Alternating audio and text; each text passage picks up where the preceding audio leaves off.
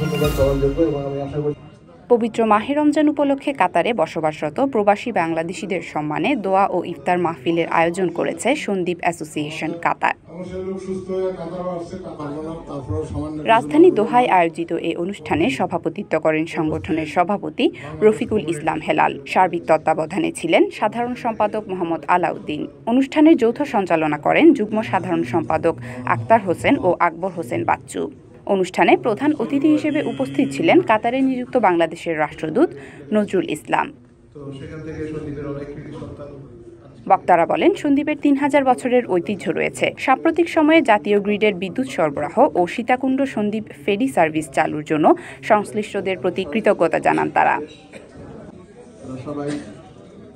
উল্লেখ্য, বিশ্বের বিভিন্ন দেশে অবস্থানরত সন্দ্বীপের প্রবাসীরা বাংলাদেশের মোট রেমিটেন্স আয়ের ১১% যোগান দিচ্ছেন।